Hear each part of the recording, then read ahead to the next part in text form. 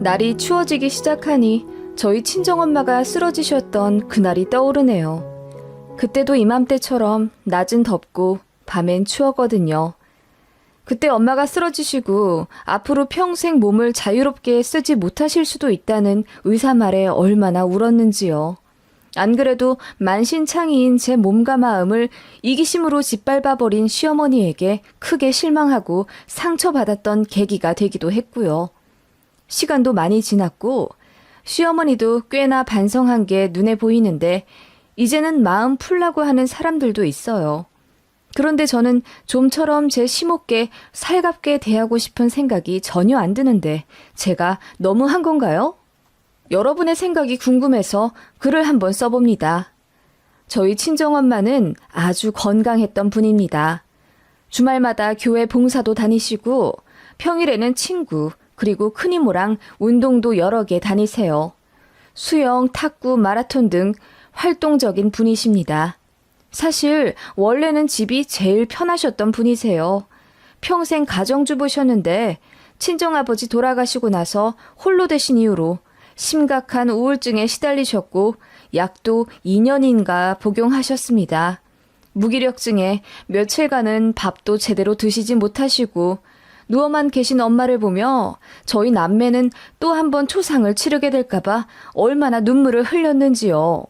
그런 저희 모습이 불쌍하다 생각하셨는지 어머니는 자리를 훌훌 털어 일어나시고 그 다음부터 억지로라도 몸을 움직여 활동을 하셨어요.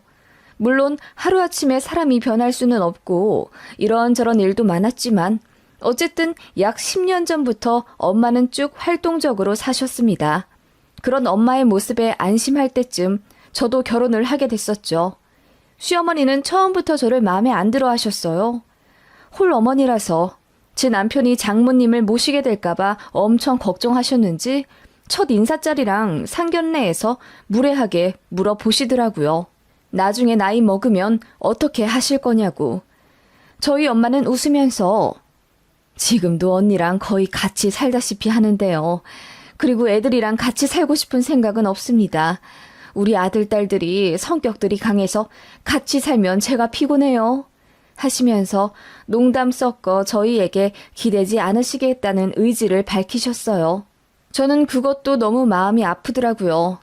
시가고 친정이고 간에 혼자 남으신 부모님께 도움의 손길이 필요하면 저는 자식으로서 당연히 돌봐드려야 한다는 입장입니다.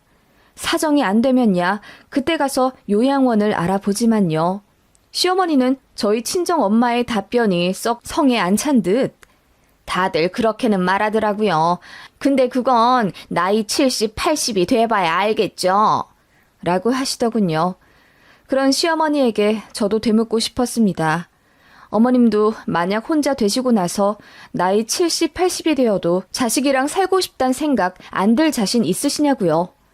그치만 저는 용기가 없는 며느리였고 당시 남편만 쥐잡듯이 잡아서 다시는 어머니가 그런 무례한 말씀 안 하시게 조치해달라고 으름장을 놓을 뿐이었습니다. 아무튼 과거에 그런 일이 있었고요. 친정엄마는 혼자 되신 분이라고 걱정도 안 들 정도로 스스로 모든 것을 배워나가고 또 진취적으로 살고 계셨습니다. 오히려 시어머니가 더 저희한테 기대셨고요. 시아버지가 외부 활동이 많으신 편인데 어머님을 거의 안 데려가세요.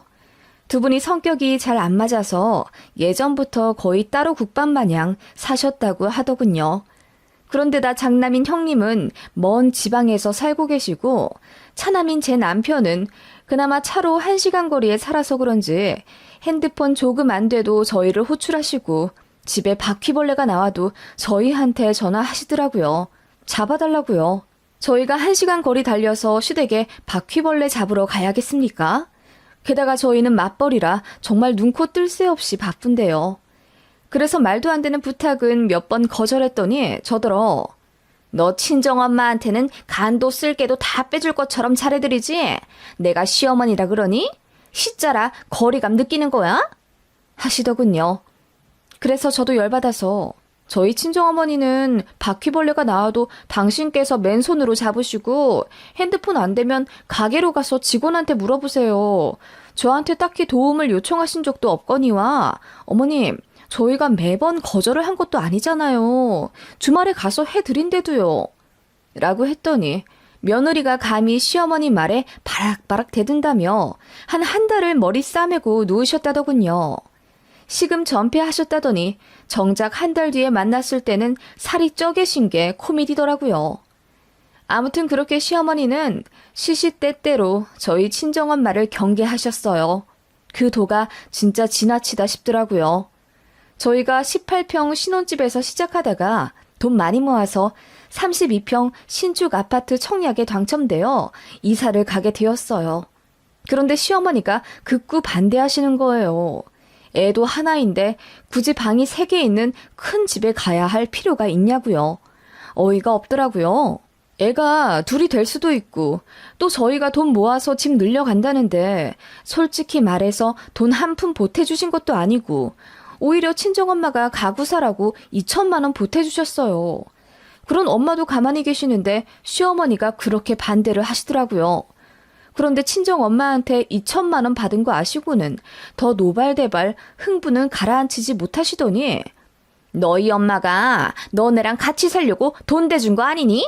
라고 소리를 버럭 지르시더라고요. 그때 처음으로 시어머니가 저희 친정엄마를 너희 엄마라고 지칭했고 저는 그게 너무 무례하다 느껴져서 어머님, 저희 친정엄마는 꼬박꼬박 사부인, 안사돈이라고 호칭 제대로 해주시는데 어머님은 너희 엄마라고 하시면 어떡해요? 라고 했더니 그깟 호칭이 뭐가 그리 대수냐면서 화내시더군요.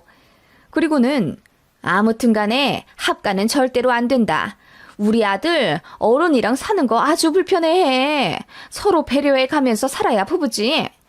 라고 하시길래 생각도 안 했는데 왜 그러시냐고 되려 따졌네요. 저희가 새 아파트로 이사 가고 나서도 방을 어떻게 꾸몄는지 엄청 궁금해 하시더군요.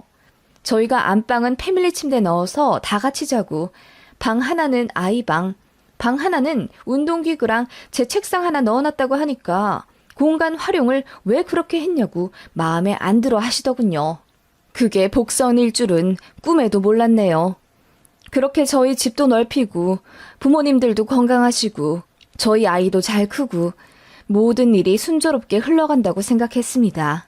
하지만 불행은 어느 날 갑자기 온다고 하나요? 친정엄마가 쓰러지셨다는 소식을 듣고 그야말로 기절할 듯 엄마가 계신 병원으로 달려갔습니다. 급성 심근경색이었어요. 전조 증상도 없으셨다더군요. 그리고 쓰러지시면서 하필이면 옆에 보도블럭 모서리에 부딪히셔서는 피도 많이 흘리셨고 목뼈도 다치셨다고 했어요. 스텐스 시술로 급한 불은 껐지만 머리랑 목뼈 다치신 게 더 심각했고 피를 많이 흘리셔서 의식도 빨리 찾지 못하셨어요.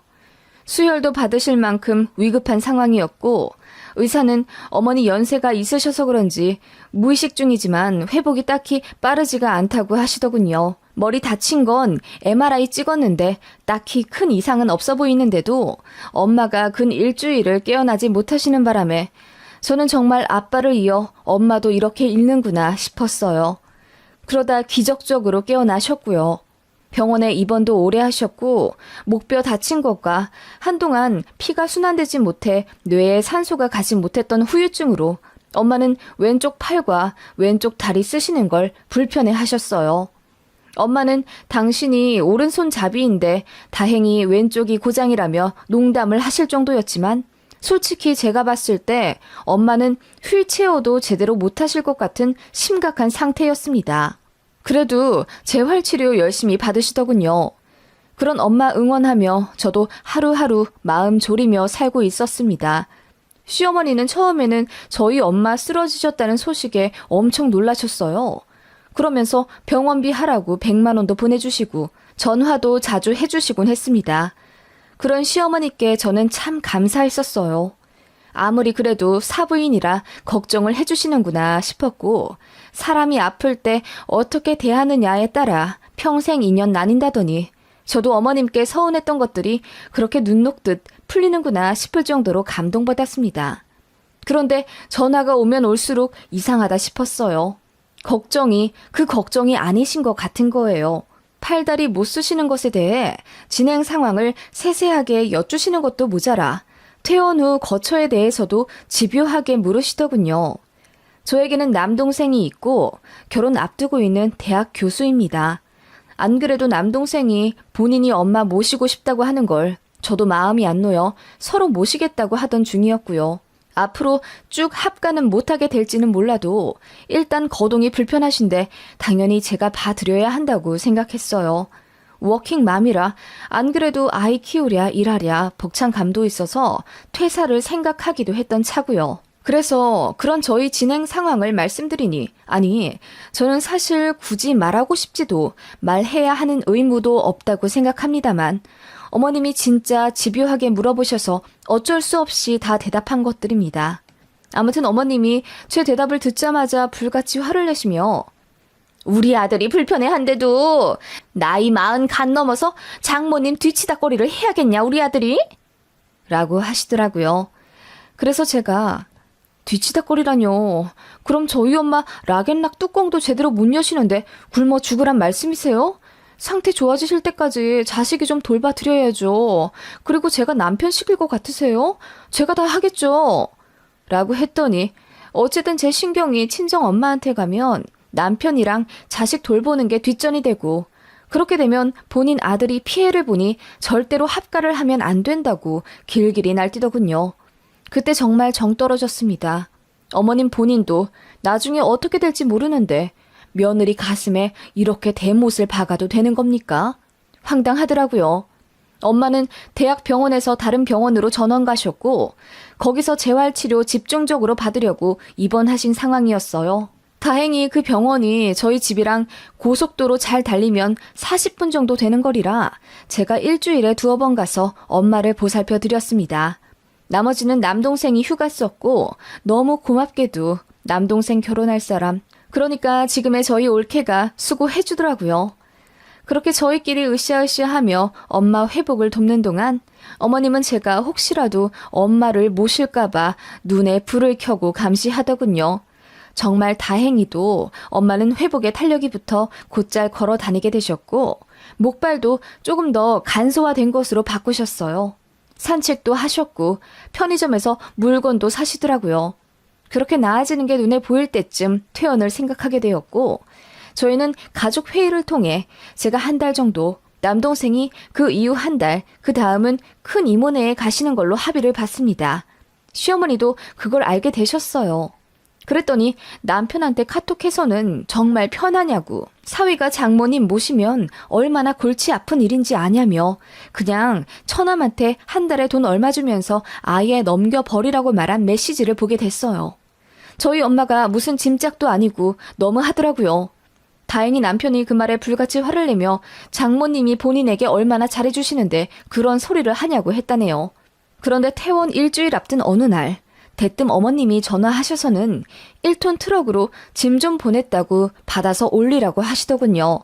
제가 너무 놀라서 무슨 짐을 1톤 트럭 가득 차게 보내시냐고 했더니 시댁에 놓을 자리가 없어서 너희 집에 좀 놔두려고.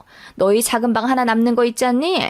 거기다가 좀 놔둬라. 내가 언제 시간 맞으면 찾아갈란다. 하시더군요. 보니까 용달로 어머님 낡은 화장대, 자개 옷장, 옛날식 커다란 미싱기 같은 걸 바리바리 보내시더라고요. 심지어 거미줄이 막 쳐져 있는 골동품 같은 거요. 이걸 왜 안 버리고 저희 집에 놔두시냐 하니 버리긴 아까운데 시댁엔 자리가 없어서 거기 잠깐 두는 거라며 어차피 방 하나 남는데 거기다 두면 되지 않느냐고 버럭 화를 내시더군요. 일단 용달은 내려야 하니 어머님 말씀대로 작은 방에 넣어놓긴 했는데 발도 들이지 못할 정도로 꽉 차더라고요. 제가 너무 열받아서 시어머니께 곧 엄마 모셔야 할 방에 어머님 물건 가득 넣어놓으라 하시면 저더러 어쩌라는 말씀이세요? 라고 했더니 바로 끊으시더군요. 어이가 없어서 그거 사진 찍어 남편에게 전송하고 그대로 용달 다시 불러 시댁에 보냈어요. 시모한테 계속 전화 오는 거 다 거절했고요. 저도 시모한테 며느리 노릇 하기 싫더라고요, 이제. 남편한테 엄마 일로 미안한 마음은 있었지만 남편도 자기 엄마가 너무한 거 아니까 저한테 꼼짝 못했고요. 그러다가 대박 사건이 터졌죠. 큰 이모님께 전화가 왔어요. 네 엄마한테 네 시어머니가 전화를 했다더라? 나이 들어서 자식 도움받는 거 보기 안 좋지 않냐면서 딸내한테 신세질 생각하지 말랬다더라.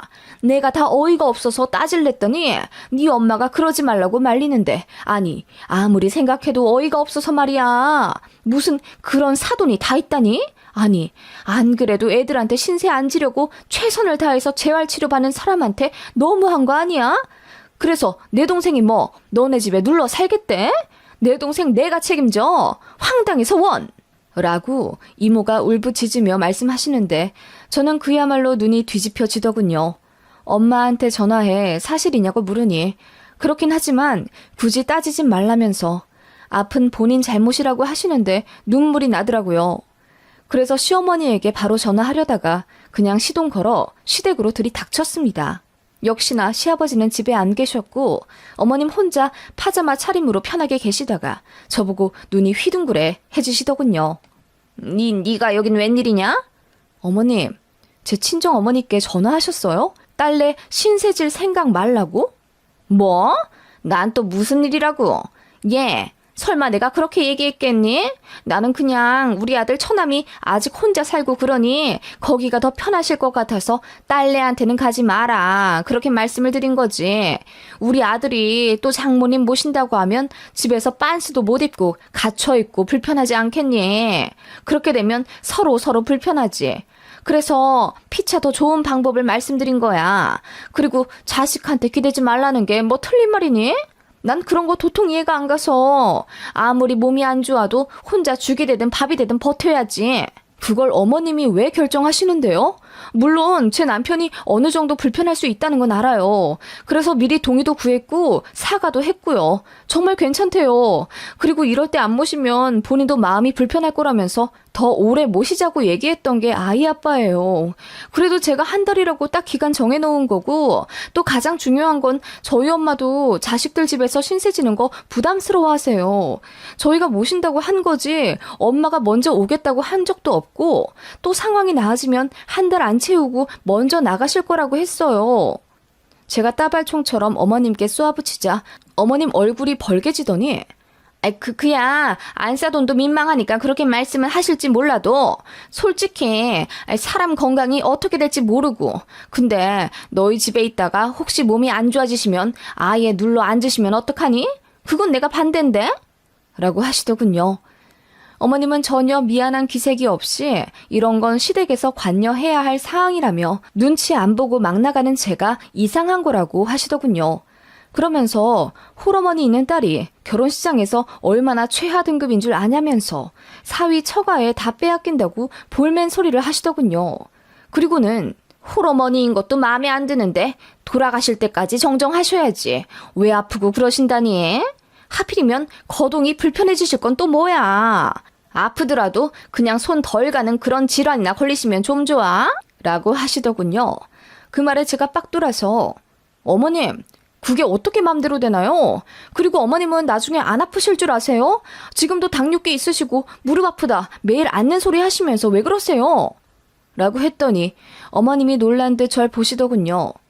어머님은 평생 건강하시고 평생 안 다칠 줄 아시냐고요. 그리고 사람 앞날 어떻게 될지 모른다면서요. 아버님도 갑자기 돌아가시게 되면 어머님 혼자 남으시는데 그러면 그때 가서 자식한테 안 기대고 사실 자신 있으세요? 저는 어머님보다 훨씬 젊은데도 앞날을 확신 못하고 사는데 어머님은 뭘 믿고 그렇게 당당하신 거예요? 뭐라고? 아니, 내 말은 그냥 자식들 생각해서. 그러니까 제 말이 그거예요. 어머님은 나중에 거동 못하실 때 자식 도움 절대로 안 받으실 거냐고요. 아니, 무슨 그렇게까지 너는 극단적으로 말을 하냐. 극단적으로 말씀하신 건 어머님이시잖아요. 제가 언제 저희 친정어머니 평생 모신다고 했어요? 상황이 좀 그러니까 집에 좀 모시겠다는 건데 왜 그러세요? 제가 소리를 빽 지르자 어머님이 슬금슬금 뒷걸음질 치시더군요. 저는 그렇게 할 말 다 했지만 어머님은 제 말에 대답도 안 하시고 저더러 너무 한다는 말만 반복하시고 피해자 코스프레 하실 뿐이었습니다. 어이가 없었지만 그냥 그렇게 저도 할 말 다 한 걸로 애써 기분을 풀었죠. 어머님이랑은 이제 다시 연락하고 싶지도 않고 이번에 작은 방에 어머님 물건 용달 부른 일을 계기로 제 남편도 많이 화가 났기 때문에 앞으로 연을 끊고 살아도 자기는 저한테 며느리 노릇 절대 안 바랄 거라며 제 마음을 알아주더군요. 그렇게 두어 번의 명절을 보냈을까? 엄마는 저희 집에서 3주 정도 계시다 남동생 집으로 가셨고 불편하시다며 2주 만에 댁으로 돌아가셨어요. 혼자 계셔도 틈틈이 저희 자식들과 이모, 조카들의 도움을 받으며 전혀 불편함 없이 회복을 위해 노력하셨습니다. 저희 어머니는 한의원도 부지런히 다니시고 재활 치료도 누구보다 열심히 받으셨어요. 덕분에 거의 80% 신경이 돌아왔고 뛰지만 못할 뿐 일상생활을 거의 다 회복하셨어요. 취미생활도 예전에 액티브한 활동에서 조금은 정적인 활동으로 요리 클래스나 프랑스 자수 같은 걸로 무료함을 해결하시기도 했고요. 그런 엄마의 모습이 한편으론 정말 존경스럽더라고요. 그래서 엄마 걱정을 거의 하지 않게 되었을 무렵 청천벽력과도 같은 소식이 들렸습니다. 시어머니가 빙판길에서 넘어지시면서 하필 뾰족한 철근 옆으로 쓰러지시는 바람에 엉치뼈와 골반뼈가 동시에 골절이 되셨어요. 아예 못 걷는다고 하시더군요. 그래서 병원에 입원을 하셨고 예전 감정은 감정이고 솔직히 그 정도로 다치셨는데 병문안 한 번 안 가면 정말 저도 할 말 없는 며느리가 될 것 같아 병원에 찾아뵈었습니다. 어머님은 그새 얼굴이 반쪽이 되셔서는 저희를 물끄러미 올려다보시는데 그 눈빛에 많은 것이 담겨 있는 듯 했습니다. 형님네가 계시지만 아랫지방에 살고 계셔서 간병은 아예 말조차 안 나온 상태이고 아버님 혼자 어머님을 돌보시게 되었는데 너무 부담스러워 하시더라고요. 아버님은 어머님께 평생 밥상만 받아보신 분이지 밥 먹고 나서 치우지도 않으실 뿐더러 물도 제 손으로 잘 안 떠다 드시는 분이에요. 누가 옆에 있으면 꼭 시키려 하시지 제 손으로는 빨래도 한 번 해본 적 없는 분이라 간병인을 절실히 바라시더군요. 어머님 화장실만 간신히 도와드릴 뿐 밥 먹는 것도 떠 먹여주기 싫다고 간호사를 시키려고 해서 병동에서 혼이 나셨다네요. 그뿐만 아니라 양치나 세수 같은 것도 잘 안 도와드리셨고요. 그래서인지 어머님이랑 병원에 있는 그 짧은 3일 동안 계속 싸우셨댔고 몸이 아픈 것보다는 스트레스 때문에 어머님이 더 힘들다 하시더군요. 그렇다고 간병인을 구하지도 않으셨어요. 어머님이나 아버님이나 엄청 짠돌이라서요. 돈 아깝다고 생각을 하시거든요. 그래서 저희가 간병인을 구해드리고 비용도 되겠다 하시니 어머님이 갑자기 펑펑 우시며 서운하다 하시더라고요. 왜 집에 모시고 갈 생각을 안 하고 대뜸 병원에 자기 혼자 두고 갈 생각을 하냐면서요. 그러면서 네 친정엄마는 그렇게 애틋하게 여기면서 집에 어떻게든 모시려고 안간힘을 쓰더니 내가 아프니까 왜 거들떠도 안 보니? 네가 그러고도 며느리라고 할 수 있어? 암만 며느리라도 너도 내 자식이지. 네가 그랬잖니. 부모가 아프면 자식이 돌봐드려야 한다고. 그래놓고 나는 간병인만 달랑 붙여놓는다고? 정말 서운하다. 하시면서 막 우시는 거예요. 남편은 옆에서 한숨을 팍 쉬며 와이프 이제 일 다시 시작해서 바쁘기도 하고 저번에 장모님 일로 서로 기분도 상한 상황인데 우리 집에 오려고 하면 내 체면이 뭐가 되겠어. 그러게 그때 말이라도 좀 잘하시지. 라고 제가 할 말을 대신 해주더라고요. 저는 어머님 편찮으신 상황에 대놓고 꼬시다 이런 말 하기가 솔직히 좀 그렇더라고요. 게다가 병원이기도 했고요. 그랬더니 어머님이 대성통곡을 하시며 자식 키워봤자 다 소용없다 울고불고 하시더군요. 그러면서 저한테 계속 안 하던 문자를 보내시더라고요. 자기 힘들다 아프다 시아버지가 하도 귀찮다 난리를 쳐서 간병인을 구하긴 했는데 탐탁치 않다 등 하소연을 줄줄 하시는데 결국 결론은 저희 집에 오고 싶다는 이야기. 솔직히 말하면 어머님 다 나을 때까지 모시는 거 예전 같았으면 절대 싫지 않았을 거예요. 그런데 저희 친정 엄마한테 그렇게 대한 거 알면서 누가 냉큼 모시나요? 그건 바보 아니에요? 제가 그때 시어머니 망원 때문에 얼마나 스트레스를 받고 마음의 상처를 받았었는데요. 시어머니 다치신 얘기를 저희 친정엄마도 알게 되셨어요. 저번에 저희 친정엄마 입원하셨을 때 시어머니가 100만 원 주신 거 알고 계신 터라 이번에 되갚는다고 돈을 보내주신다고 계좌를 물으시더라고요. 그러시면서 엄마가 그때 너희 시어머니 덕담 덕분에 나도 회복 잘했으니 되갚아 드려야겠다 하시더라고요. 무슨 말씀인가 했는데 나중에 알고 배 잡고 웃었습니다. 친정엄마가 시어머니한테 전화를 거셨다더군요. 대략 대화는 사부인 이번에 빙판길에서 넘어져서 꼼짝을 못 하신다면서요. 에구 어쩌다 그러셨어요. 그때 100만 원 보내주시고 또 따로 격려도 진심으로 해주신 덕분에 저 재활치료 잘 받고 잘 회복했습니다. 라고 했더니 저희 시어머니가 우물쭈물하면서 고맙다고 인사하고 빨리 끊으려 하셨대요. 네, 고맙습니다. 그럼 이만. 아니, 그런데 앞으로 회복을 어찌하려 그러세요? 자식한테 도움받는 거 진절머리 나게 싫어하시는 분으로 알고 있는데. 아, 바깥 사돈분이 계시니 걱정 없는 건가요? 아니면 간병인을 구하시는지요? 아, 그건 자식의 배우자가 불편해할 거 생각하는 게 참 어른이라고 하셨으니 제 딸네 집은 절대로 안 가시겠네요. 사실 뭐 아들이고 딸이고 우리 안사돈께서는 자식한테 부담 주는 부모 절대 안 될 거라고 호언장담을 하셨으니 향후 행보가 어떠실지 안 봐도 눈에 훤하네요. 너무 무리는 하지 마시고 쾌차하시길 빕니다. 저도 계좌로 마음 보내드렸습니다. 사부인 응원합니다. 라고 했더니 시어머니가 아무 말 못하셨다네요. 그 얘기 듣는데 어찌나 통쾌하던지. 그러면서 저한테는 시모한테 가진 앙금 다 풀라고 하셨어요. 엄마가 대신 복수했으니 저는 더 모진 말 할 필요도 없고 시모를 너무 미워하지 말라고 하셨어요. 미워하는 것도 에너지가 필요한 거라고 하시면서요. 저희 엄마도 아닌 척해도 사실 상처를 많이 받으셨을 거예요. 그래서 더 잘해드리고 싶어서 우리 집 안 오겠다는 엄마를 기어코 저희 집으로 잠깐 모셨던 거고요. 한마디 말로 천냥빚도 갚는다던데 어머님이 그렇게 무정하게만 나오지 않았어도 저는 어쩌면 시어머니 다 나으실 때까지 저희 집에서 모셨을지도 모르죠. 저희 친정 엄마 때처럼요. 이 세상에 과부되고 싶은 사람이 누가 있겠으며 아프고 싶은 사람이 누가 있나요? 사람 앞날은 그 누구도 모르는 건데 경솔함은 돌고 돌아 결국 나 자신을 공격한다는 걸 시어머니는 뼈저리게 아셨을 겁니다.